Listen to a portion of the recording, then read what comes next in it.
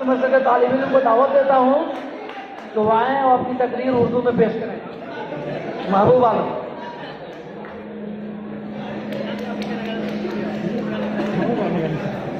हामिद वसल्लमाबाद रबी असातिज़ा किराम और मेरे दोस्तों, आज जिस दिन को मनाने के लिए आज हम लोग यहाँ पर जमा हुए हैं वो बहुत ही मुबारक और हिंदुस्तान की तारीख का बहुत ही अहमियत का हामिल दिन है, क्योंकि 26 जनवरी 1950 को पूरे हिंदुस्तान में संविधान लागू हुआ था और हर 26 जनवरी को हम सब जमा होकर इस दिन को मनाते हैं। लेकिन जानते हैं इस दिन को आने के लिए कितनी सारी कुर्बानियां पेश की हैं हमारे हजरात, हमारे रहनुमाओं ने और मुजाहिदीन आज़ादी हिंद ने।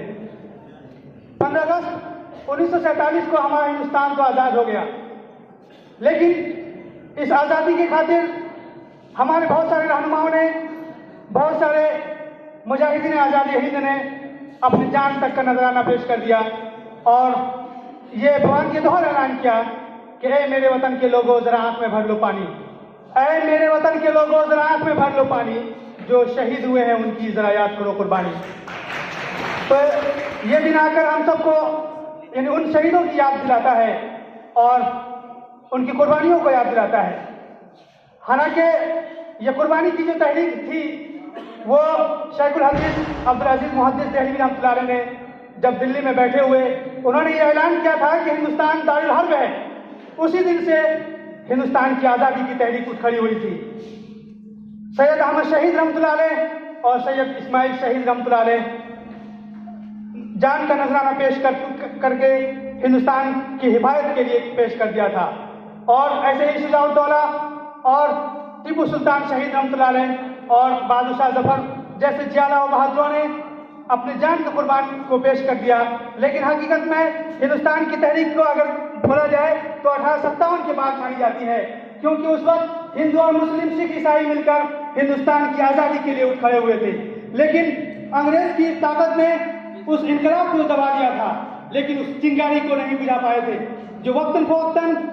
हिंदुस्तान की गोशे गोशे से शोले की तरफ भड़क उठते थे, जिसके बारे में अल्लामा इकबाल ने कहा था कि जहां में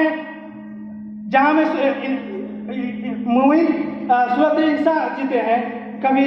इधर निकले उधर डूबे, उधर निकले इधर डूबे। यकीनन हमारे रहनुमा एक सूरज की तरह कभी सूरज पश्चिम से निकले तो कभी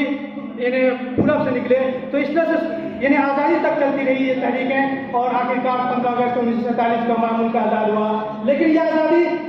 आते ही बहुत सारे चैलेंजेस और मसाइल को पैदा कर दिए। एक तो सबसे बड़ी सियासी तहरीक हुई, सियासी मसाइल ये पैदा हुआ कि हिंदुस्तान का वसीर रकबा दो हिस्सों में यानी हिंदुस्तान और पाकिस्तान की शक्ल में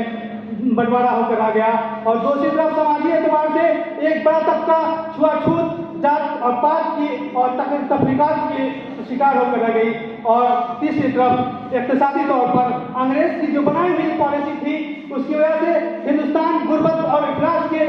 कतार में खड़ा होने पर मजबूर हो गया था। उस वक्त हमारे रहनुमाओं के सामने में सबसे बड़ा चैलेंज था कि उस चैलेंज को कैसे सामना किया जा सकता था कि उस वक्त हमारे हिंदुस्तान का अपना कोई संविधान नहीं था, इसलिए हमारे रहनुमाओं ने सबसे पहला काम संविधान को तैयार करने का किया और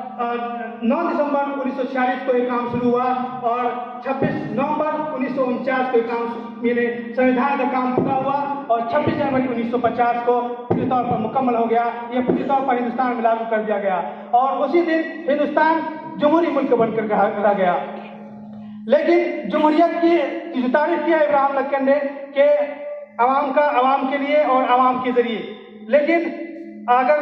जमहूरियत की बका के लिए अगर सोचा जाए और उस पर गौर किया जाए तो सबसे बड़ी बात यह है कि अवाम का जमहूरियत के ताल्लुक से उसका एतकाद होना चाहिए और दूसरी बात यह है कि वह अपना अखलाकी नमूना पेश करे, जात पात और तफरीकात फिकावाना फसादात को छोड़कर एक मुत्तहिद होकर के काम करें। लेकिन अफसोस है कि आज 70वें जमहूरिया मनाने के बावजूद आज हमारे असलाफ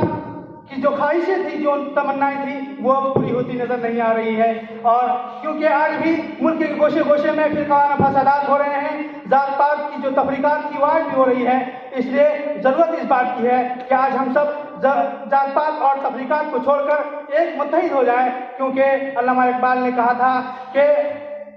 एक हो जाएं तो बन सकते हैं खुर्शीद मुबी, एक हो जाएं तो बन सकते हैं खुर्शीद मुबी, वरना इन बिखरे हुए तारों से क्या बात बने है। लेकिन जरूरत इस बात की है कि जब मुत्तहिद होने के साथ साथ हम अपने मुल्क के पास आने वाले जितने भी मसाइल हैं, उन सब का पूरी ताकत के साथ इन्हें उसका सामना करें, बहुत खूबी सामना करें। जिस तरह से हमारे असलाफ ने अंग्रेजों के सामने में अपना सीना सुपुर्द करते हुए ऐलान किया था कि